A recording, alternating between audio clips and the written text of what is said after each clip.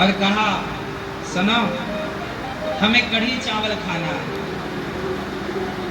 भगवान ने कहा रैदास जी से हमें कढ़ी चावल खाना है। तो रैदास जी ने कहा कि चलो हमारी पत्नी बहुत अच्छा कढ़ी चावल बनाती है। भगवान बोले तभी तो आए हैं। भगवान रैदास जी के घर जाते हैं, रैदास जी की धर्म पत्नी कढ़ी चावल बनाती हैं और भगवान खाते हैं। भगवान ने कहा रैदास जी आप एक काम करो हम आपको कुछ देंगे।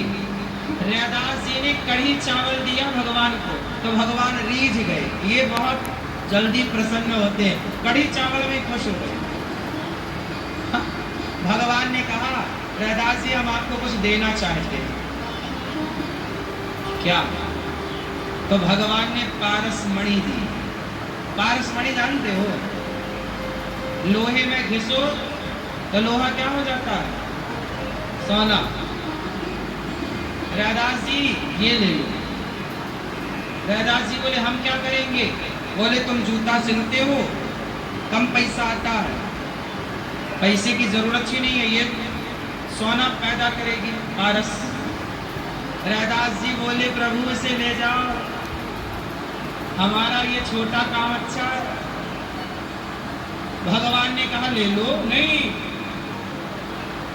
ले लो नहीं। भगवान ने कहा अच्छा हम छोड़ के जा रहे हैं। तो रैदास जी की ना झोपड़ी थी घास की, तो रैदास जी ने कहा एक काम करो आप ऊपर खोस दो।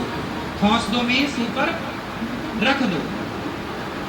तो भगवान जी वो पारसमणि वहां ऊपर खोस के चले गए। साल भर बाद फिर भगवान आए तो रैदास जी जूता ही सिल रहे थे। भगवान बोले वाह तुम्हारी झोपड़ी में पारसमणि है और तुम जूता सिल रहे हो। भगवान से रैदास जी ने कहा प्रभु हमें धन मत दो, बुद्धि बिगड़ जाती है।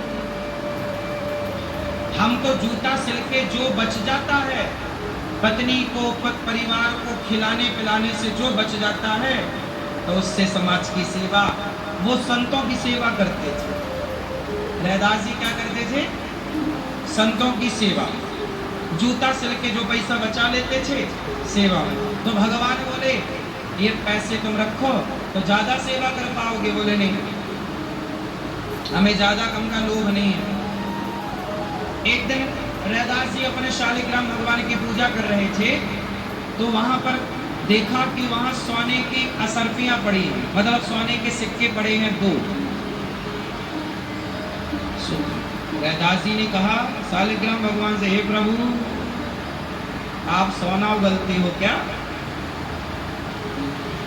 चुपचाप रैदास जी सोने की सिक्के ले गए और गंगा जी में डाल आए।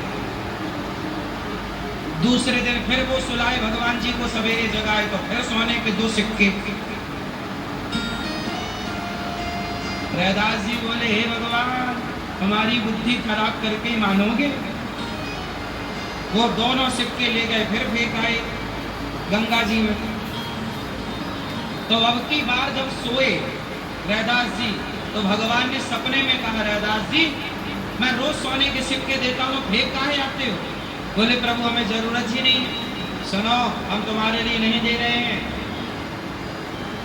सोने के सिक्के हम तुम्हें रोज देंगे, तुम उनसे बेच कर, हमारे भक्त लोग बेचारे दुखी हैं, हर पेट भोजन नहीं मिल रहा है, हम चाहते हैं कि तुम सबको अन्य क्षेत्र की व्यवस्था करो, सबको पेट भर भोजन पवाओ, हम तुम्हारे लिए नहीं भक्तों के लिए दे रहे हैं। रैदास जी ने कहा ऐसा है तो ठीक है।